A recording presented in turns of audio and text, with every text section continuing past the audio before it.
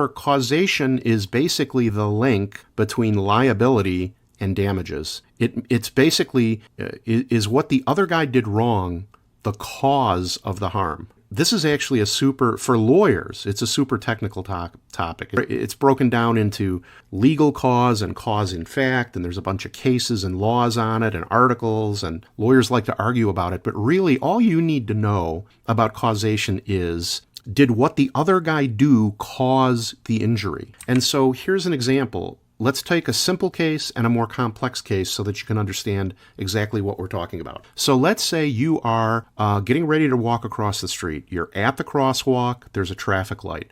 Cross traffic has a red. You have a green. The walk signal comes on. You begin walking across the street. A car runs the red light and runs right into your leg. You immediately feel pain. The paramedics come and pick you up. They say, it looks like you have a broken leg. They take you to the emergency room. They do an x-ray. The doctors there say broken leg. The x-ray says broken leg. Now, in a case like that, what we have to prove is that the car running the red light, that's what the guy did that was wrong, caused the harm of the broken leg. And that's simple in that scenario. I wish all my cases were like that. It would make my life easier and make my clients happier, frankly. But in a simple case like that, super duper easy, right? You were walking without a limp, no problem, before the car hit you. After you couldn't walk, you went right to the hospital and they said you had a broken leg. Now, a smart insurance defense lawyer isn't going to fight causation on a case like that. They'll admit causation because they know they can't win it, and they're just going to lose credibility in front of a judge and jury if they try to,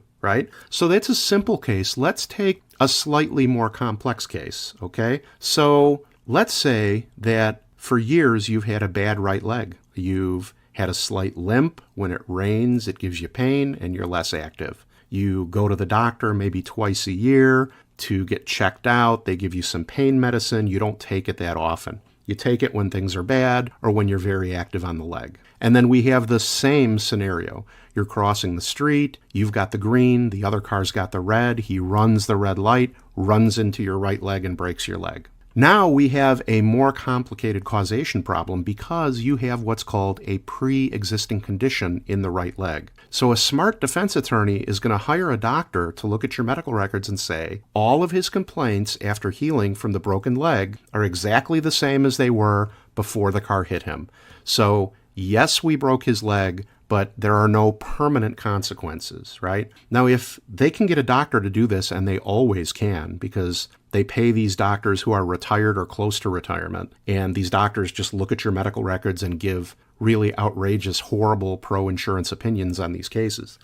They can attack the causation of the future harm. They really can't fight that they broke your leg because you were walking down the street, the car hit you, your leg broke.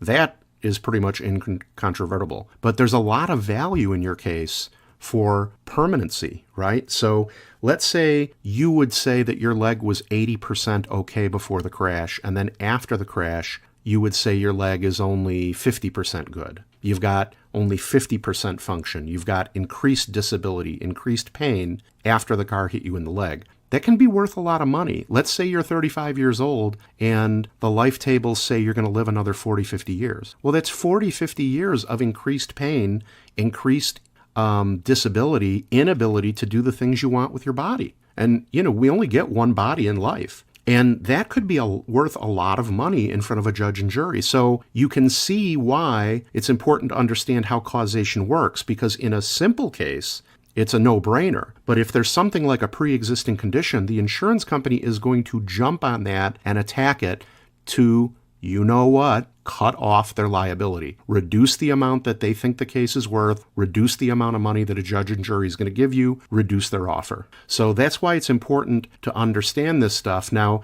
there's a lot of ways to fix that, and it's something that happens in the course of litigation. So it's not a lost cause just because causation is complex, but it's important for you to understand the difference between a simple case of causation and a more complex one, because if there's wrinkles, it gives an insurance company an opportunity to fight the claim more stringently, right? So that's the law of the case. Thanks for watching. If you or anyone you know has been hurt in an accident and needs a lawyer, or even just has questions, give me a call anytime, day or night at 312-500-4500. You can call me anytime, day or night, and the consultation is free. That's 312-500-4500. Or if you're not ready to talk to a lawyer, I made 2 great tools that really help people out that you can use for free on my website. The links are in the description. The first one is called the Case Cash Calculator, and it tells you what your case might be worth. The other is called the Good Case Calculator, and it tells you whether you might have a good case or you might have a case with some challenges. The best part is that they're 100% free to use on my website, and it only takes you 20 seconds flat to answer 7 multiple choice questions right off the top of your head. And then you get custom information